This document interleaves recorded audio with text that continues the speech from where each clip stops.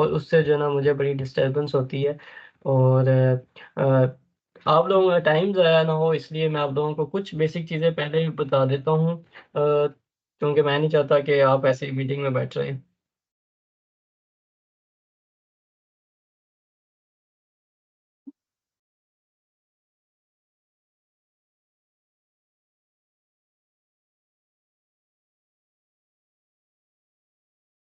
अच्छा, अगर आप लोगों के पास 20 से 25 लाख रुपए की बैंक स्टेटमेंट नहीं है, ठीक है, तो आपका इस सेशन में आने का कोई फ़ायदा नहीं है। ये सबसे मेजर जो है वो एक क्या कहते हैं अ, चीज़ है, जो कि काफ़ी स्टूडेंट्स जो हैं उनको लग रहा होता है कि वो बैंक स्टेटमेंट के बगैर इटली चले जाएँगे, और जो है लेकिन ऐसा बिल्कुल भी नहीं है। आप लोगों को एट द एंड जो है वो बैंक स्टेटमेंट दिखाना पड़ती है यहाँ पर। तो अगर आप लोगों के पास इतने पैसे नहीं हैं, तो आपको इटली पे टाइम बिल्कुल ज़ाया नहीं करना चाहिए। आपको ऐसी स्कॉलरशिप्स पर जाके टाइम लगाना चाहिए जहाँ पर आपको बैंक स्टेटमेंट शो ना करवानी पड़े, ठीक है? ये मेजर चीज़ मैं शुरू में बता देता हूँ कि अगर किसी के पास इतने पैसे नहीं हैं, उसके अरेंज नहीं हो सकते, तो उसको इटली वाले मामले में अपना टाइम वेस्ट करने की ज़रूरत नहीं है, ठीक है? बाकी चीज़ें मैं हज़ार दफ़ा सेम चीज़ें रिपीट करूँगा, आज भी वही करूँगा।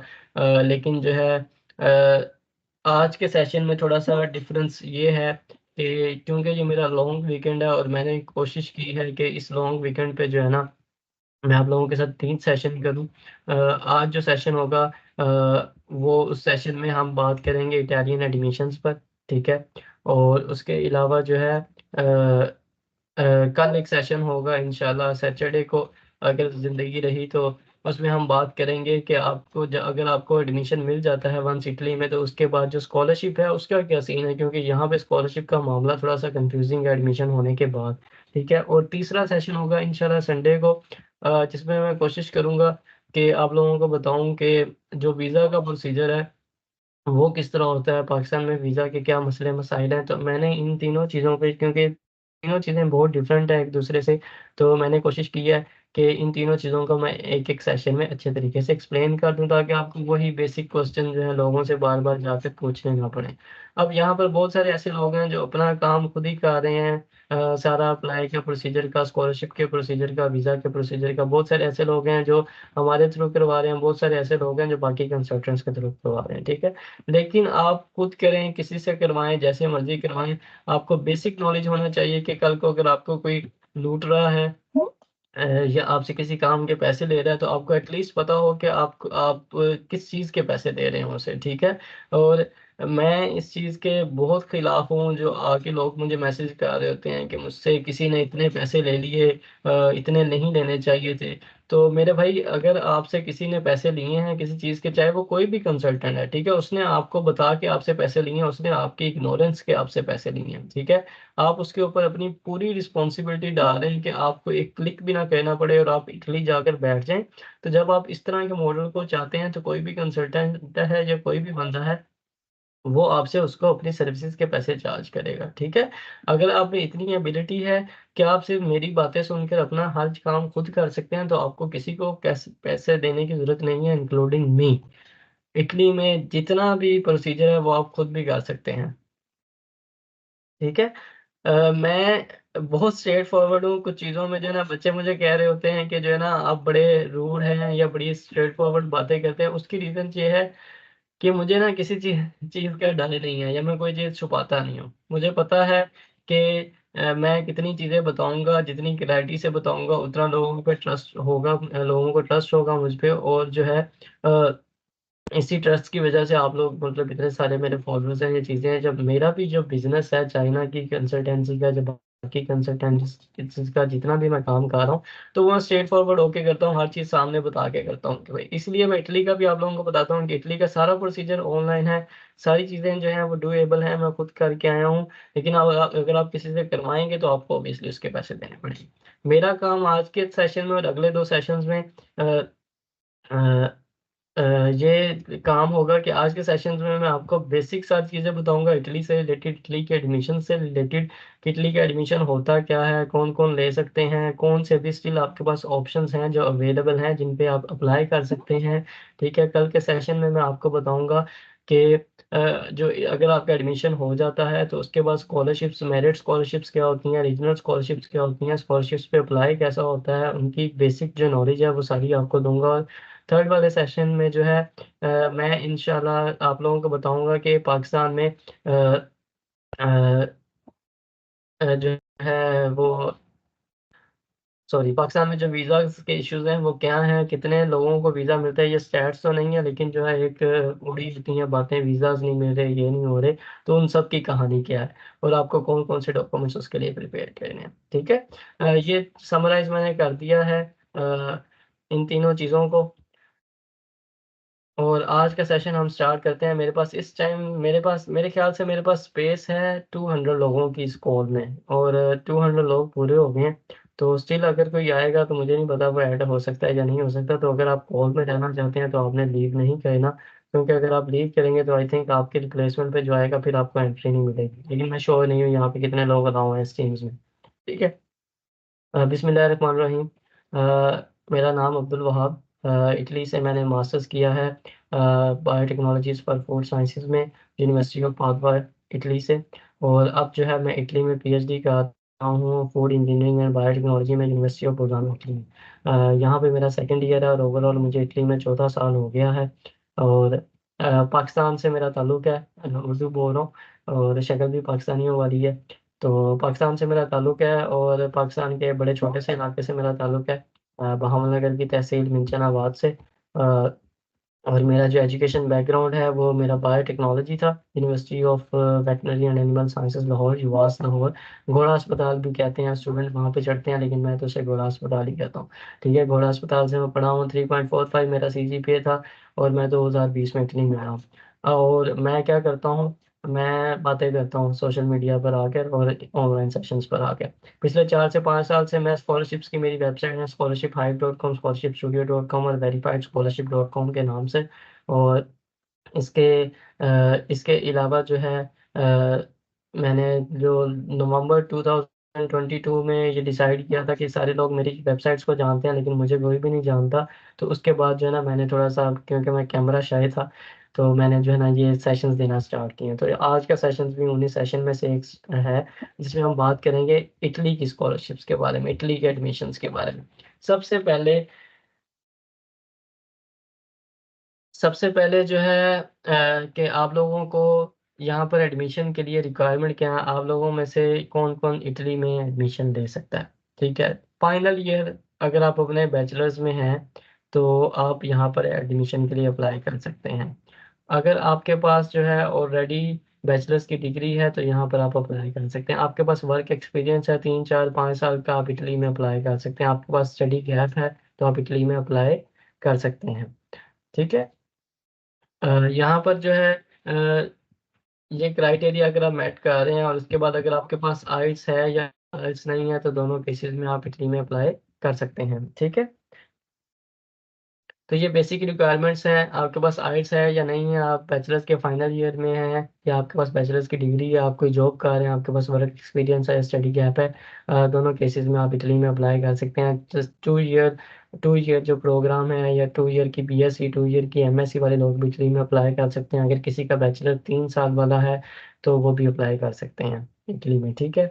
अब यहाँ पर होता ये है कि जब आप अप्लाई कर रहे होते हैं इटली में, तो नवंबर में एप्लीकेशंस ओपन होती हैं, जो कि ऑलरेडी 4 से 5 महीने गुज़र चुके हैं। इस पूरे प्रोसीजर को होते हुए बहुत सारे लोगों के पास ऑलरेडी एडमिशन्स लेटर्स हैं और मेरे पास भी मोर देन 35 प्लस लोगों के एडमिशन लेटर्स हैं। तो इस तरह और भी बहुत सारे लोग हैं जिनको अभी एडमिशन्स मिल गए और अभी भी स्टिल 12 से 15 ऐसी इटालियन यूनिवर्सिटीज़ ओपन हैं, जिनमें आप अप्लाई कर सकते हैं। यहाँ अप्लाई करने का ये होता है, जिन लोगों के पास तो ऑलरेडी डिग्री है, तो उनको तो इतना मसला ही नहीं होता, उन्होंने सिंपल अप्लाई कर देना होता है और उनको क्योंकि यहाँ पर ये होता है कि आप लोगों को वीज़ा के लिए अगस्त जो है 2024 से पहले-पहले आपके पास डिग्री होनी चाहिए। तो अगर आपको लगता है कि आप उससे पहले अपनी डिग्री ले लेंगे यूनिवर्सिटी से और आप उसको एचईसी से, मोफ़ा से, इन जगहों से अटेस्ट करवा लेंगे, तो मैं आप सब लोगों को सजेस्ट करूँगा कि अगर आप फाइनल ईयर में हैं, तो आप ज़रूर अप्लाई करें। क्योंकि मैं भी वही एक केस हूँ, जिसने अपने फाइनल ईयर में अप्लाई किया था और मैंने ये सारा काम-शाम करवा कर मुझे एडमिशन मिल गया था इटली में, स्कॉलरशिप भी मिला था और वीज़ा भी मिला था। ठीक है। जिन लोगों के पास ऑलरेडी बैचलर्स की डिग्री है वो तो ऑब्वियसली अप्लाई करेंगे ना, उनके पास तो कोई बहाना ही नहीं है कि हमने अप्लाई करना है या नहीं करना। ठीक है। और उसके अलावा जो है ये बेसिक रिक्वायरमेंट है, आई थिंक मोर देन 90% जो लोग हैं वो इन बेसिक रिक्वायरमेंट्स को फुलफिल कर रहे होते हैं। ठीक है। मुझे कमेंट्स में बता भी दें कि यहाँ पर जो मोस्टली लोग अवेलेबल हैं वो फाइनल ईयर बैचलर्स के में होंगे, और या उसके अलावा जो है वो ऑलरेडी उनके पास डिग्री होगी, या इस तरह की जॉब एक्सपीरियंस वगैरह होगा। अच्छा, एक चीज़ मैं यहाँ पे क्लियर कर दूँ, जो बच्चे यहाँ पर इसलिए आए हैं कि उन्होंने बैचलर्स में एडमिशन लेना है, तो मेरी आपसे माजरत है कि इस सेशन में जो है मैं बैचलर्स को कवर नहीं कर रहा, और मैं बैचलर्स के एडमिशन्स को करता भी नहीं हूँ, और मुझे उसके बारे में कोई बहुत ज़्यादा नॉलेज नहीं है, जिस तरह मेरे पास मास्टर्स या पीएचडी के रिलेटेड है। तो आप अपना टाइम वेस्ट ना करें, आप लीव कर सकते हैं, जो यहाँ पर सिर्फ इसलिए हैं कि जो उन्होंने अभी इंटरमीडिएट किया वो बैचलर्स के लिए जाना चाह रहे हैं। यहाँ पे जो मास्टर्स के लिए ही ये सेशन है, ठीक है, या थोड़ा बहुत हम पीएचडी वालों को भी बता सकते हैं। ठीक है। अब मोस्टली जो लोग हैं वो इसी से रिलेटेड उनका बैकग्राउंड है। तो अब यहाँ पर अगला क्वेश्चन आएगा जी, हाँ जी, ठीक है, मैं सेकंड लास्ट ईयर के बैचलर में हूँ, या मेरे पास ऑलरेडी डिग्री है, मेरे पास एक्सपीरियंस है, मुझे अपना प्रोग्राम कहाँ से मिलेगा? ठीक है, मुझे यूनिवर्सिटियों का कैसे पता चलेगा कि कौन सी यूनिवर्सिटीज में एडमिशन ओपन है या क्या कहना है? ठीक है, उसका सोल्यूशन ये है कि इंस्टाग्राम पे मेरा एक छोटा सा अकाउंट है, अब्दुल वहाब टीबीओ के नाम से। उस अकाउंट पे आप क्लिक करेंगे तो आगे वहाँ पर आपको एक चैनल नजर आएगा, अब्दुल फ्री स्कॉलरशिप सेशन के नाम से।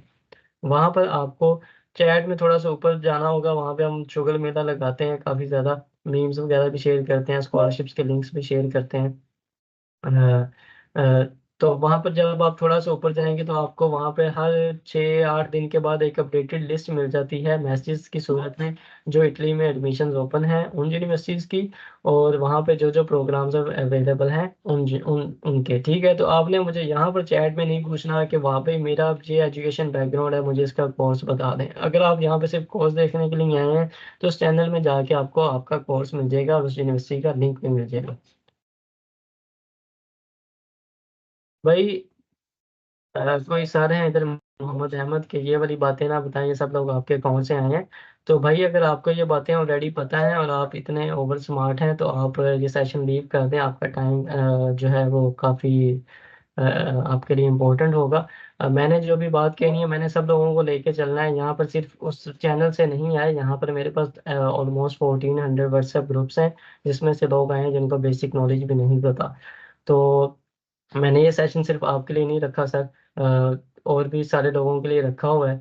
तो अगर या तो आप इसको स्किप करके बाद में देख लीजिएगा अगर मैं रिकॉर्डिंग अपलोड कर दूं, नहीं तो मेरे से माजरत है, मैं डायरेक्ट किसी ऐसी जगह पे नहीं जा सकता जहाँ पे बाकी लोगों को कुछ समझ ना आ रहा हो। ठीक है। इस बात को आपने बुरा नहीं मानना, मैंने इस पे आपसे माजरत भी कर ली है। ठीक है। तो अगर आपके पास प्रोग्राम वहां से आप ढूंढ सकते हैं, और उसके बाद वहां से आपको लिंक्स भी मिल सकते हैं, लिंक्स वहां से आपको अप्लाई कर सकते हैं। ठीक है। अब आप लोगों को पता चल गया कि आपका जो है बेसिक क्राइटेरिया क्या होना चाहिए अप्लाई करने के लिए। आपने प्रोग्राम ढूंढना है तो आपको प्रोग्राम कहाँ से मिलेगा? प्रोग्राम आपको चैनल से मिल जाएगा, और वहाँ पर जो है आपको लिंक्स भी मिल जाएंगे यूनिवर्सिटीज में अप्लाई करने के लिए। अब यहाँ पे दो किस्म के केसेस आएंगे। दो किस्म के केसेस से क्या मुराद है? कैसे स्टूडेंट जो हैं जिनको बिल्कुल ही नहीं पता कि हमें अप्लाई कैसे करना है, और कुछ ऐसे स्टूडेंट हैं जो किसी जगह वो देखकर जो है वो अपना काम सारा कर सकते हैं। तो जिनको बिल्कुल भी नहीं पता वो थोड़ा सा जाके मेरी रील्स देखें, वहां से बेसिक नॉलेज लें अपना। और जो यूनिवर्सिटीज के ऑनलाइन लिंक्स लिखे हुए हैं मैंने चैनल में, वहां पर लिंक्स पर जाकर ऑनलाइन पोर्टल है, वहां पर आप जो है सारा प्रोसीजर देख सकते हैं, सारी चीजें ऑनलाइन है। आपको बेसिकली वहां पे अपलोड करने होते हैं पोर्टल्स पे अपनी एक सीवी। सीवी अपलोड करने के बाद जो है आपको एक statement of purpose motivation letter भी जिसे हम कहते हैं वो 1 पेज का होना चाहिए। सीवी जो है वो आपकी यूरोपास फॉर्मेट की होनी चाहिए। ठीक है। उसके साथ साथ आपने कुछ यूनिवर्सिटीज में आपने रिकमेंडेशन लेटर अपलोड करने होते हैं, कुछ यूनिवर्सिटीज में आपने अपनी बाकी जितनी भी एजुकेशन बैकग्राउंड से रिलेटेड डॉक्यूमेंट्स हैं वो अपलोड करने होते हैं। अब ये आपने जरूर चेक कर लिया करना है कि कुछ यूनिवर्सिटीज की होती है एप्लीकेशन फी, ये भी उस चैनल में अच्छे तरीके से मेंशन है, और कुछ यूनिवर्सिटीज की एप्लीकेशन फी नहीं होती। तो अप्लाई करने से पहले देख लें, अगर आप पैसे अफोर्ड कर सकते हैं तो एप्लीकेशन फी वाली यूनिवर्सिटीज में भी अप्लाई कर लें, क्योंकि 30 यूरो से 50 यूरो के दरमियान जो है वो एप्लीकेशन फ़ी होती है, तो ऑब्वियसली सब लोग इतने पैसे नहीं पे कर सकते, तो आप फ्री वाली यूनिवर्सिटीज़ में अप्लाई कर लीजिएगा, ठीक है? अब पोर्टल पे मैंने आपको बताया सीवीज़ होती है अपलोड करने वाली, एसओपी होती है अपलोड करने वाली और उसके अलावा बेसिक जो रिकमेंडेशन लेटर जो आपके बाकी जो एजुकेशन डॉक्यूमेंट्स हैं वो अप्लाई आपने अपलोड करने होते हैं और एप्लीकेशन आप सबमिट कर सकते हैं। और उसके बाद कुछ ये होता है सीन कि कुछ यूनिवर्सिटीज़ में जो है वो अगर आप फाइनल ईयर वाले स्टूडेंट हैं तो आप एलिजिबल नहीं है अप्लाई करने के लिए, तो आपने जो है वो वाला चेक कर लेना है कि यहाँ पे आप एलिजिबल भी हैं या नहीं है। ऐसा ना हो कि आप 4-5 दिन, 10 दिन एक एप्लीकेशन पे लगा रहे हैं और बाद में आपको पता चले यहाँ पे तो डिग्री चाहिए, तो वो उन्होंने बड़े अच्छे तरीके से क्लियरली मेंशन किया होता है कि यहाँ पर जो है आप अपनी डिग्री अपलोड करें या आप जो है डिग्री बाद में अपलोड कर सकते हैं। तो ये डिफ़रेंस आपने खुद चेक करना है। और मैंने कोशिश की होती है कि मैंने उसमें अपने मैसेजेस में ये मेंशन भी किया हो कि कौन अप्लाई कर सकता है, कौन नहीं कर सकता।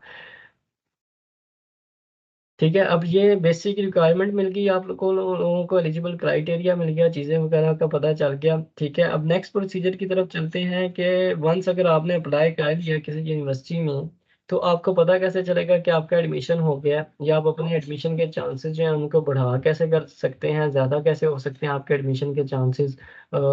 तो उसके जो है ना मैं आपको बेसिक ट्रिक्स बता देता हूँ। ये मेरा खुद का पर्सनल वो एक्सपीरियंस है और आपको इससे डिसएग्री भी आप कर सकते हैं या बहुत सारे लोग इससे डिसएग्री भी कर सकते हैं। अ, वो ये है कि इटली के केस में मैं सब लोगों को सजेस्ट करता हूँ कि अगर आपको अपनी फ़ील्ड से रिलेटेड 15 यूनिवर्सिटीज़ मिली हैं ना और उन 15 यूनिवर्सिटीज़ में एप्लीकेशन फ़ी नहीं है, तो आपको एक भी ऐसा ऑप्शन नहीं छोड़ना चाहिए जिसमें आपको एप्लीकेशन फ़ी नहीं है और आपने उसमें अप्लाई ना किया हो। ये बहुत बड़ी बेवकूफ़ी है, ठीक है? जितने अवेलेबल ऑप्शंस हैं आपने अप्लाई कर देना है और जितने भी आपको ऐसे अवेलेबल ऑप्शंस मिले जिनमें एप्लीकेशन फ़ी है उसमें आपने सोच समझ के अप्लाई करना है कि क्या आप सीजीपीए की रिक्वायरमेंट्स पूरी कर रहे हैं? क्या आपकी प्रोफ़ाइल इतनी अच्छी है कि आपको यहाँ पे पैसे देना वर्थ इट है? ठीक है? अब बहुत सारे लोग हैं क्योंकि मैं पादवा से था तो पादवा में इसलिए अप्लाई कर लेते हैं कि यार उसका सीजीपीए इतना था तो हमने जो है ना अप्लाई कर लेना है तो हमारा एडमिशन हो जाएगा इतने के साथ। हर साल रिक्वायरमेंट्स वगैरह चेंज होती हैं, तो बेटर ये है कि जहाँ पर आपने फ़ीस भरनी है तो काइंडली जो है अपना वहाँ पर अप्लाई करते वक़्त आपने अच्छे तरीके से सारी रिक्वायरमेंट्स को चेक कर लेना। ठीक है? अब वन्स अगर आपने सारी इन्फॉर्मेशन वगैरह चेक करने के बाद अप्लाई कर लिया है यूनिवर्सिटीज़ में और आपको अ, अप्लाई करने के बाद अब आपको ये जानना है कि आपका एडमिशन हुआ है या नहीं हुआ। ठीक है?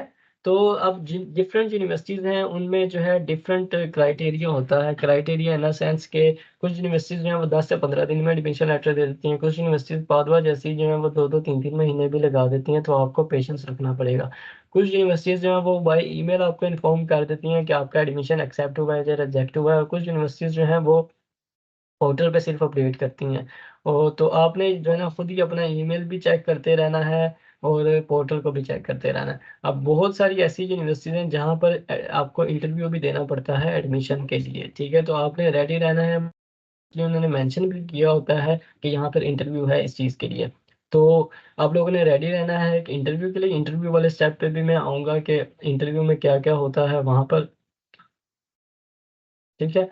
अब फॉर एग्ज़ाम्पल मैं एक स्टूडेंट हूँ जिसका 3 सीजीपीए हम एक एवरेज केस ले लेते हैं, ठीक है? एक 3 सीजीपीए वाला स्टूडेंट हूँ, मैंने अप्लाई कर लिया है 10 ऐसी यूनिवर्सिटियों में या 5 ऐसी यूनिवर्सिटीज़ में जिनमें एप्लीकेशन फ़ी नहीं थी और 2 से 3 ऐसी यूनिवर्सिटियों में मैंने अप्लाई कर लिया जहाँ पर एप्लीकेशन फ़ी है। तो उसके बाद अब मैं वेट कर रहा हूँ कि मुझे कहाँ से अच्छा रिस्पॉन्स पहले आता है। 3-4 यूनिवर्सिटीज़ ने मुझे रिजेक्ट कर दिया, एक यूनिवर्सिटी ऐसी है जिसने मुझे एडमिशन लेटर दे दिया है। ठीक है, अब या उसमें एक ऐसी यूनिवर्सिटी जिसने मुझे इंटरव्यू के लिए बुलाया है। तो ये मैंने सारा प्रोसीजर जो है जो 4-5 महीने आपको थोड़ा-सा अलर्ट रहना पड़ता है और जिस यूनिवर्सिटी से आपको अगर इंटरव्यू आ रहा है, वहाँ पे जाकर आपने इंटरव्यू देना है ऑनलाइन और उसके करिकुलम के हिसाब से और जिस यूनिवर्सिटी ने आपको एडमिशन लेटर दे दिया है, तो आपने ऐसा नहीं कहना कि अब मेरे पास एडमिशन आ गया है, तो जो है ना मैं बस अब प्री एनरोलमेंट कर दूँ 1 सेकंड में, नहीं। जब आप 8 से 10 यूनिवर्सिटीज़ में अप्लाई कर रहे हैं, तो आपने स्मार्टली जो है हो सकता है आपकी प्रोफाइल बहुत अच्छी हो, आपको 10 यूनिवर्सिटीज़ में से 5 यूनिवर्सिटीज़ में एडमिशन लेटर मिल जाए, तो आपने फिर ऐसी यूनिवर्सिटी को चूज़ किया ना जो कि अच्छी यूनिवर्सिटी हो, जिसके स्कॉलरशिप के प्रोसीजर आसान हों और जहाँ पर जाने का आपको ज़्यादा फ़ायदा हो। ऐसा नहीं है कि आपने कोई आपकी प्रोफाइल अच्छी है और आपको एडमिशन मिल गया एक बहुत ही साउथ की यूनिवर्सिटी में और बाद में आपको एडमिशन मिल रहा है आप पाथवा यूनिवर्सिटी में, तो आपने पाथवा को भूल गए हैं और उसके अलावा जो है ना वो साउथ यूनिवर्सिटी में चले गए हैं। ठीक है? अब जिन लोगों का क्वेश्चन होता है अच्छा अब मैसेजेस सब गा रहे हैं, उनको बात नहीं सुन रहा कोई भी।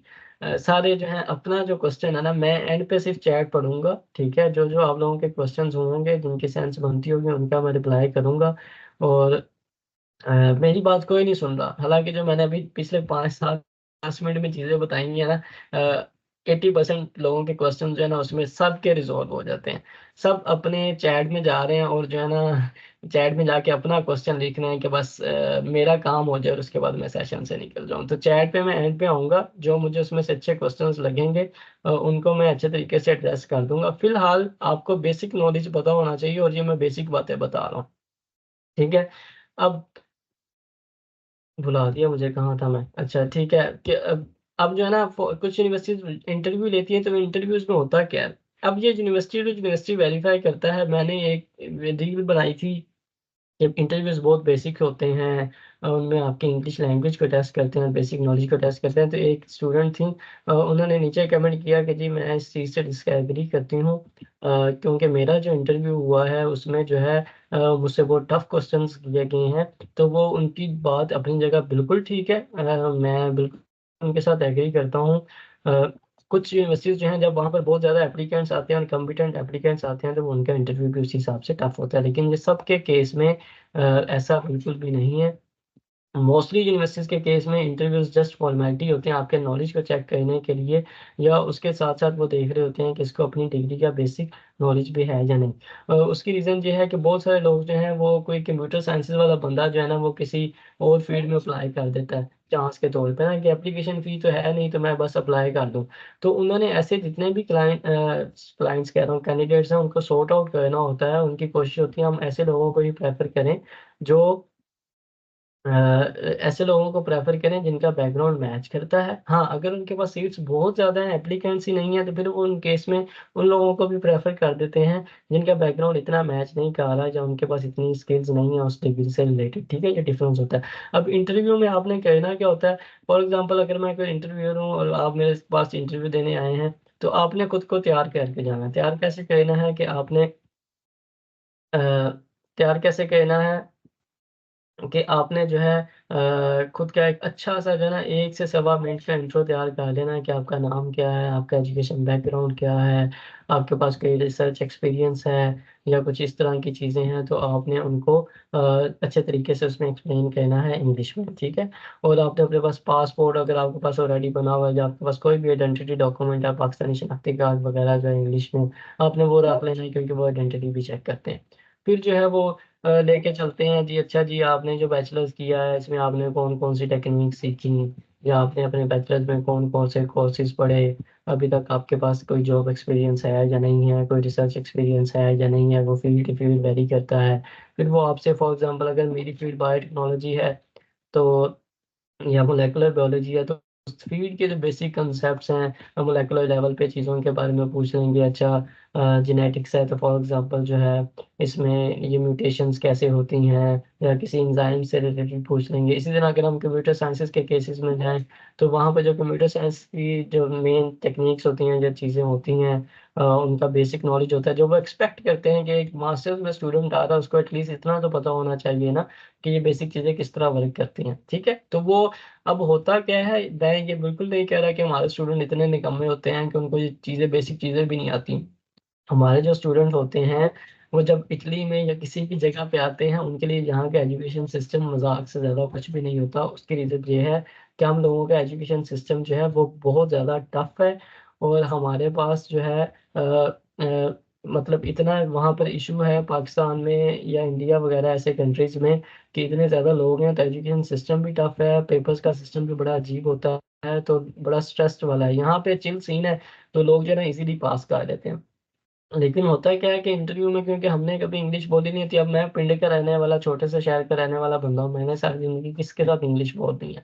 अब मेरे सामने अगर 4 अंग्रेज आके बैठेंगे और वो जाकर वो इंग्लिश में मुझसे बात करेंगे, तो जो मुझे इंग्लिश आती भी है ना, वो मेरी तकरीबन 18 से 22 सेकंड के बाद जो है ना वो, तो 18 से 20 सेकंड के बाद जो है ना मेरी इंग्लिश हो जाती है ख़त्म।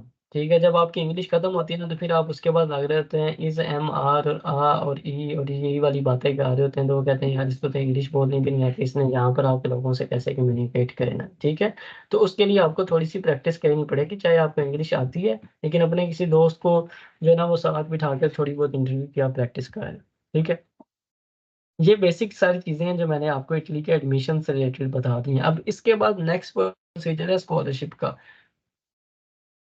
नेक्स्ट जो प्रोसीजर है स्कॉलरशिप का, वो उस पे हम करेंगे कल डिटेल में सेशन। अब मैं जाकर जो है आप लोगों के क्वेश्चंस लूँगा। लेकिन यहाँ पर भी एक और बड़ा सिंपल क्वेश्चन आएगा कि आइल्स चाहिए या नहीं चाहिए। आप लोगों को मैं ये क्लियरली बता दूँ, एम्बेसी कहती है कि अगर आपको किसी यूनिवर्सिटी ने एडमिशन लेटर दिया और उस एडमिशन लेटर पे ये क्लियरली लिखा हुआ है कि अ, यूनिवर्सिटी ने आपकी प्रोफिशिएंसी, इंग्लिश प्रोफिशिएंसी चेक करने के बाद आपको एडमिशन लेटर दे दिया, तो आपको आइल्स नहीं चाहिए। अगर उस पे नहीं लिखा हुआ तो फिर आपको आइल्स चाहिए। अब आपको हज़ारों ऐसे लोग मिलेंगे जिनके पास जो है आइल्स नहीं होता और वो इटली में अपनी मास्टर्स डिग्री कर रहे हैं, उनके वीज़ा मिले हैं। वहाँ आपको हज़ारों ऐसे लोग मिलेंगे पाकिस्तान में जिनके पास आइल्स नहीं था और एम्बेसी ने उनका एडमिशन जो है रिजेक्ट कर दिया। तो मैं सब लोगों को ये सजेस्ट करता हूँ कि अगर आप अफ़ोर्ड कर सकते हैं तो आइल्स कर लें, आपके लिए बड़ा बेनिफिशियल रह जाएगा। और अगर नहीं कर सकते तो फिर आप चांस लेकर वीज़ा अप्लाई कर सकते हैं। ठीक है? ये बेसिक चीज़ है। अब प्लीज़ मैसेजेस में वो क्वेश्चन कीजिएगा जो बेसिक्स ना हो और उनसे सारे लोगों को बेनिफिट हो, क्योंकि जो बेसिक्स और आपकी पर्सनल क्वेश्चंस होंगे उन पे मैं रिस्पॉन्स नहीं करूँगा, चाहे वो आप 300 दफ़ा मैसेजेस में लिख दें। ठीक है? पीटी जो वो एम्बेसी में एक्सेप्टेबल नहीं है। आप यूनिवर्सिटीज़ में एडमिशन के लिए कई यूनिवर्सिटीज़ में एडमिशन के लिए यूज़ कर सकते हैं, लेकिन यूनिवर्सिटीज़ पीटी ही माँगती भी नहीं है। ठीक है? तो बेटर ये है अगर आप आइल्स कर लें, नहीं तो आइल्स के बगैर ही आप अपना वीज़ा अप्लाई कर लें। अब 250-60 लोग हैं, ठीक है? अब हर बंदा जो है ना वो 10-10, 15-15 दफ़ा अपना सेम मैसेज लिखेगा और फिर जो है ना मुझे कहेंगे कि हमारे मैसेज का जवाब नहीं आया। और बेसिक अगर आप लिखेंगे तो ऑब्वियसली मैं उसका जवाब नहीं दे सकता। चैट में पढ़ रहा हूँ, जो मुझे अच्छे क्वेश्चंस लगे मैं उनका जवाब दूँगा, आप लोग उससे राज़ी रहें, नाराज़ रहें। और मेरी कोशिश वही होगी कि ऐसे क्वेश्चंस का जवाब दूँ जिनका सबको फ़ायदा हो। मैक्सिमम एडमिशन क्योंकि फर्स्ट कॉल में हो जाते हैं। हाँ जी, मैक्सिमम एडमिशन ऑब्वियसली जब उनके पास सीट्स ज़्यादा हैं, तब जो लोग अप्लाई करते हैं उनके होते हैं। सेकंड कॉल में कंपटीशन बढ़ जाता होता है। तो अभी सेकंड कॉल्स जा रही हैं, कुछ यूनिवर्सिटीज़ की थर्ड कॉल्स जा रही हैं, लेकिन स्टिल जो है 10 से 15 यूनिवर्सिटीज़ हैं, आपको चैनल में मेरे मिल जाएँगी जिनमें एडमिशन्स ओपन हैं। स्कॉलरशिप के लिए बैंक स्टेटमेंट दिखाना ज़रूरी है। नहीं जी, वीज़ा के लिए बैंक स्टेटमेंट आपने दिखानी होती है यहाँ पर, और वो 20 से 25 लाख रुपए के दरमियान होती है। हाँ जी, अप्लाई करने के बाद आपने एडमिशन लेने के बाद दोबारा आपको स्कॉलरशिप के लिए इटली में अप्लाई करना पड़ता है। मेरे चैनल का नेम जी काइंडली चैट में बता दें अगर किसी को पता है तो। इंस्टाग्राम वाले चैनल का नेम लिख दें, क्योंकि वो वैसे समझ नहीं आती, थोड़ा-सा अजीब-सा नाम है। पीएचडी का अलहदा सेशन होगा अगले हफ्ते इंशाल्लाह। हाँ जी, आपकी प्रोफ़ाइल बहुत अच्छी है, 2 पब्लिकेशंस हैं, निशान हमीद भाई हैं और 3.9 सीजी पे आपके एडमिशन के चांसेस काफ़ी हैं। आप थोड़ा-सा लेट हो गए हैं, लेकिन स्टिल आपके चांसेस बन जाएँगे। I did my MBBS from Bishkek Kyrgyzstan. MBBS से रिलेटेड फ़ील्ड्स यहाँ पर होती नहीं है इंग्लिश लैंग्वेज में, तो आपको इटालियन करनी पड़ेगी अगर आप मास्टर्स करना चाहते हैं। तो ये कौन है? ये आमना है। How can eye contact your team? मेरी टीम का नंबर मैं यहाँ पे लिख देता हूँ, कोई प्लीज़ जो है ना चैट में लिख दे, आप उनसे कॉन्टैक्ट कर सकते हैं। और जो है रिप्लाई जो है ना, बड़े लोग हमें कहते हैं जी रिप्लाई नहीं आता, उसकी रीज़न ये है यार, अब देखें अब इस सेशन में 250 बंदा बैठा हुआ है, ये मैंने रात को अनाउंस किया है। मेरे पास जो है ना हज़ारों में लोग हैं और वो हज़ारों में ही डेली मैसेज आते हैं, तो वो कोशिश करते हैं रिस्पॉन्स करने की, लेकिन नहीं कर पाते सारे लोगों को। क्या? अच्छा, ये जो अगर if someone has 30-35 lakhs which country you suggest other than Italy? अच्छा जी, अगर आपके पास 30 से 35 लाख रुपए है ना और आप पैसे लगा सकते हैं तो आप नॉर्वे, स्वीडन में चले जाएँ, ठीक है? वहाँ की फीस दें, वहाँ पे जॉब्स करके जो है ना आप काम करें। इन फ्यूचर जो आपको पीआर जल्दी मिल जाएगी, सैलरीज़ अच्छी मिल जाएँगी। और अगर आप थोड़ा-सा ज़्यादा ही मेहनत करने वाले बंदे हैं तो यूके चले जाएँ। यूके का मैं प्रोसीजर करवा के देता होता हूँ पूरा। आप मेरी टीम से कॉन्टैक्ट कर सकती हैं, रमेश गिल जो हैं। लेकिन यूके का मैं आपको बता दूँ, वंस आपकी डिग्री हो जाती है पीएसडब्ल्यू वाले पे आप काम-शाम कर लेते हैं, फिर लोग किसी और जगह भाग रहे होते हैं। स्कॉलरशिप के जो क्वेश्चन है वो इंशाल्लाह कल के सेशन में हम कवर करेंगे।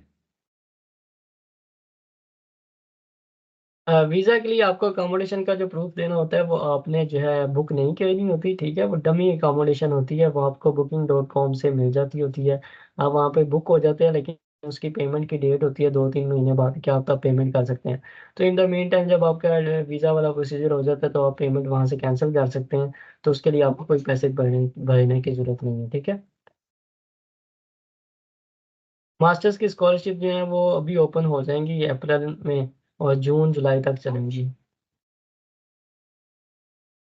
जिन लोगों को जो है यूनिवर्सिटी ऑफ राजस्थान से ईमेल्स आएँगे, ये मुझे भी नहीं पता था। उन्होंने क्या किया है कि पहले लोगों से एप्लीकेशंस फिल करवा ली हैं और उसके बाद सबको ईमेल भेज दिया कि अब आप इसकी 30 और एप्लीकेशन फ़ी दें। तो जिन लोगों ने राजस्थान में अप्लाई किया है, उनको अब फ़ी देनी पड़ेगी। हमारे भी कुछ क्लाइंट्स थे जिनकी हमने फ़ी भरी है।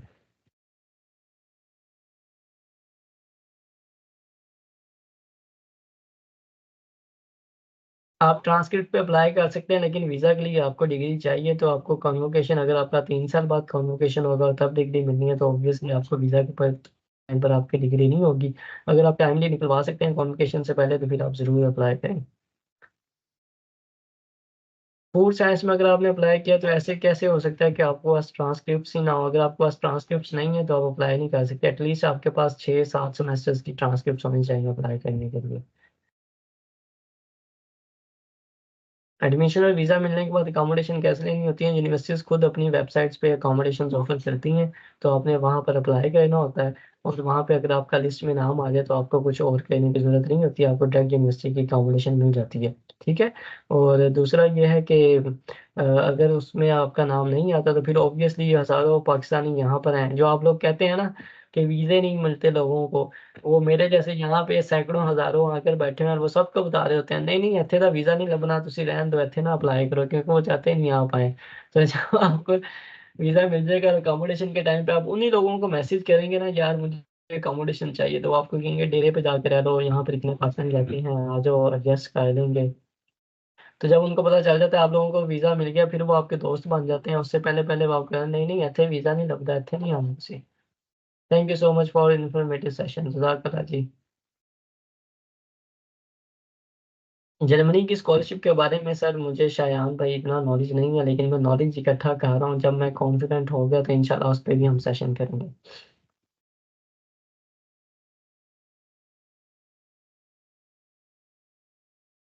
नहीं जी, ये टेस्टेशन अफ़ान भाई नहीं करवानी होती कोई भी और आप यूनिवर्सिटी को कहें कि मुझे बताएँ इस पे ऑलरेडी प्रोफ़ेसर की रिकमेंडेशन लेटर पे टेस्ट है, यूनिवर्सिटी का लेटर पैड है, सब चीज़ें हैं तो आपने क्यों ऑब्जेक्ट किया? आप उनको ईमेल करके पूछें।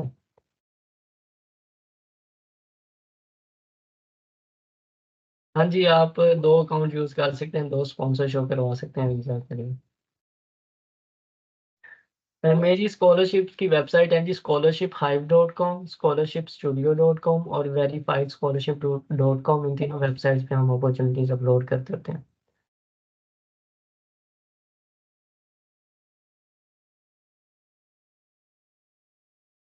हाँ जी, कलाब्रिया भी जो है वो भी फ़ी माँग रही है, €10 कलाब्रिया की भी फ़ीस है यूनिवर्सिटी ऑफ कलाब्रिया की। नहीं जी, अगर आप किसी की वही प्री एनरोलमेंट लेटर मिलने के बाद क्या कहना होता है, क्या फिर एडमिशन कन्फर्म हो जाता है after applying on university portal? हाँ जी, आपको जब प्री एनरोलमेंट लेटर मिल गया, एडमिशन लेटर मिल गया और आपने यूनिवर्सिटी के पोर्टल पे अप्लाई कर दिया है, तो आपका एडमिशन कन्फर्म हो जाता है, यूनिवर्सिटी आपको ईमेल भेजती है कुछ टाइम के बाद। 6 मंथ का जो आपका गैप है उससे कोई मसला नहीं होगा। हाँ जी, आप वर्क एक्सपीरियंस के मुताबिक फ़ील्ड चेंज करना चाहें तो आपको एडमिशन मिल सकता है, लेकिन आपको बहुत सारी जगहों पे अप्लाई करना पड़ेगा, ठीक है?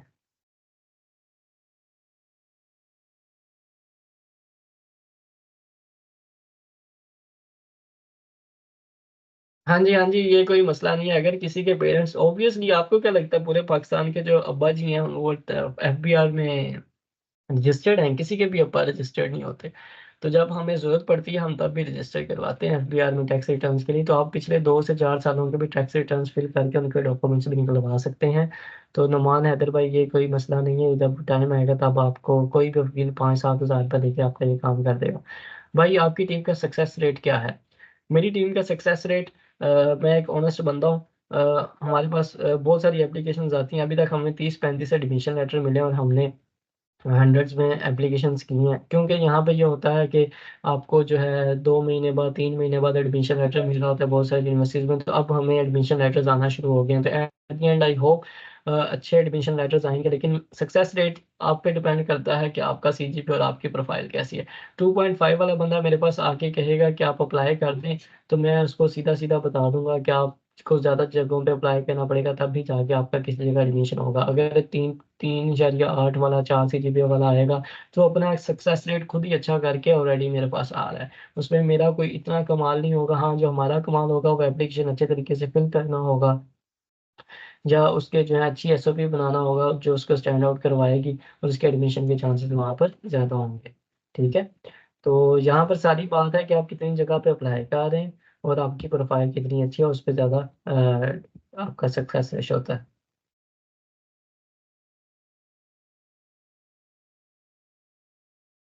आपका 3.1 सीजीपीए, मास्टर्स आपने किया हुआ है। देखिए, जिन लोगों के पास मास्टर्स है उनको मैं यही सजेस्ट करता हूँ पीएचडी पे अप्लाई करें और एडमिशन हो भी जाता है। लेकिन आपको पीएचडी में जो है ना 10 से 15 20 पीएचडी में जाके चांस लेना पड़ेगा, फिर जाके आपका एडमिशन होगा किसी एक जगह। बोलोनिया में अगर आपका एडमिशन हुआ है तो मैं आपको सजेस्ट करूंगा बोलोनिया में ले लें। बोलोनिया बहुत अच्छी यूनिवर्सिटी है। मैं भी बोलोनिया जा रहा हूँ कितने दिनों के बाद। मेरी कॉन्फ्रेंस है एक बोलोनिया में, तो इंशाल्लाह अगले 1-2 महीने में बोलोनिया जाऊंगा। कैसीनो और पाविया में कौन सी बेहतर है? पाविया आई थिंक थोड़ी सी बेहतर है उससे। हाँ जी, बिजनेस फील्ड के अप्लाई वाले एमबीए के लिए अप्लाई कर सकते हैं।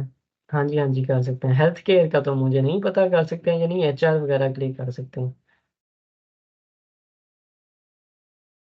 जेवीएम वालों, यार अब मैं इस क्वेश्चन का जवाब दूंगा ना तो सारों ने कहने लग जाना कि मुझे मेरी फील्ड बताएं। तो भाई आपको मैंने बड़े अच्छे उसमें बताया है कि मेरे ब्रॉडकास्ट चैनल पे जाएं इंस्टाग्राम पर, वहां पे जो आपकी फील्ड है ना वो आपको मिल जाएगी। उसके लिए आपको मेरे सेशन में बैठने की जरूरत ही नहीं है, या मेरी जरूरत ही नहीं है। अगर आपको जस्ट प्रोग्राम चाहिए अपनी फील्ड का, तो वो कोई भी भाई मेरा इंस्टाग्राम का लिंक आपके साथ अभी चैट में शेयर कर देंगे, आप जाके वहां से देख लो। ठीक है।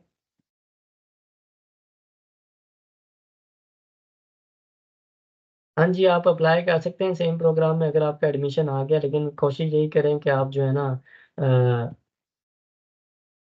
क्या कहते हैं, किसी और यूनिवर्सिटी में अप्लाई कर दें। अगर एप्लीकेशन फ़ी नहीं है तो उसमें जो है ना आप अप्लाई कर दें दोबारा, भी कोई मसला नहीं है।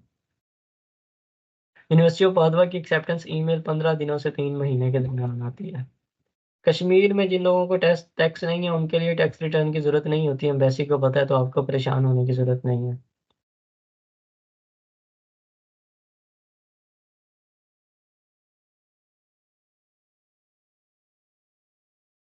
देखें, मैं खुद पादवा से पढ़ा हुआ हूँ।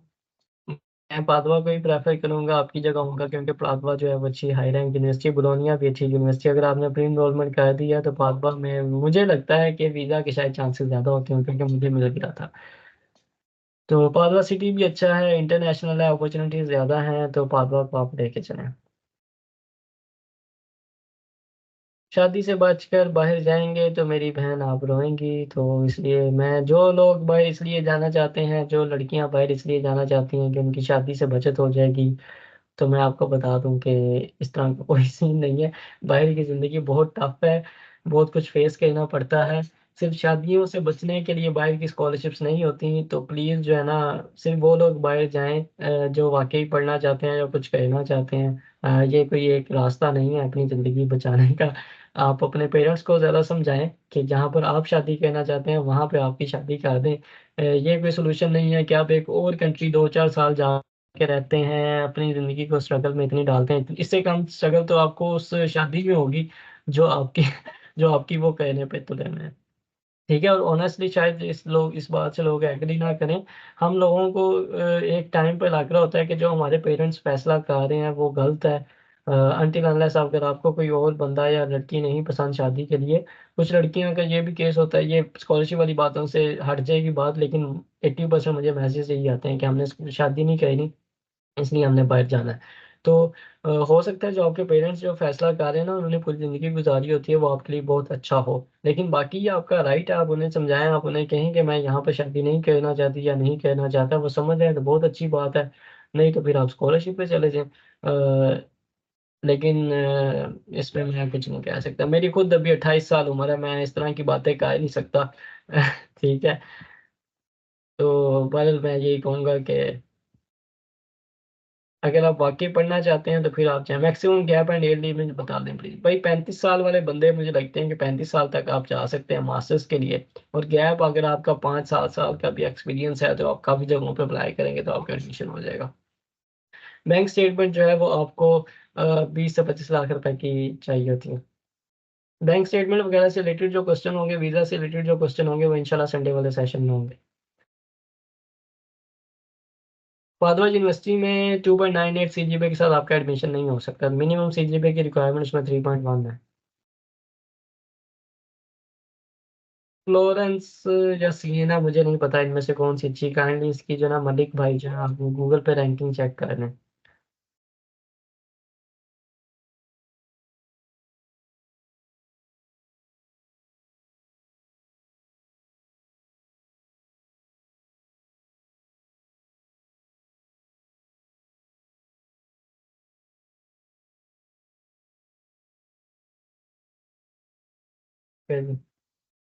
स्टिल 160 लोग हैं यहाँ पर।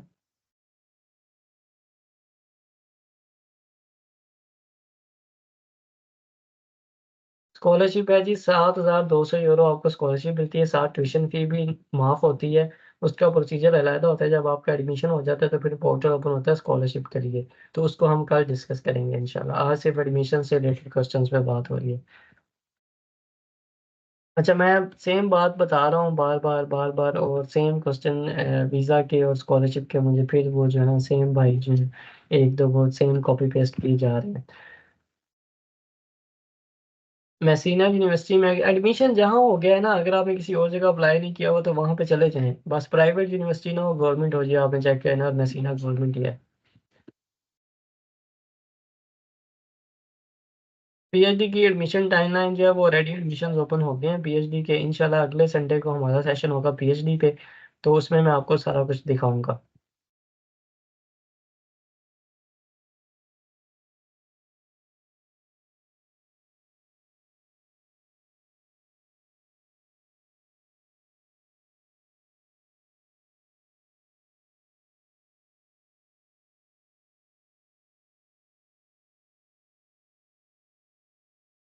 पार्ट टाइम जॉब आपको कर सकते हैं 20 घंटे पर वीक आप पार्ट टाइम जॉब कर सकते हैं फ्री में, ठीक है? अच्छा जी, अब सीन ये है कि आज जुम्मा है और मैं भी मुसलमान हूँ और यहाँ पर जो है ना मैंने जुम्मा के लिए जाना है। तो उसके लिए जो है ना आज का सेशन इतना ही होगा। कोशिश करूँगा कि मैं अपने यूट्यूब चैनल पे ये वाला अपलोड कर दूँ थोड़े से कट-शट लगाकर इसमें। तो कल इंशाल्लाह हमारा सेशन होगा स्कॉलरशिप से रिलेटेड। तो अगर आपने वो जॉइन करना है तो आपको ग्रुप्स में और मेरे इंस्टाग्राम के ब्रॉडकास्ट चैनल में उसका लिंक आ जाएगा आज इंशाल्लाह, ठीक है? तब तक के लिए अपना ख़्याल रखें और बाकी क्वेश्चन जो आप मुझसे कल पूछ सकते हैं। जज़ाकल्लाह।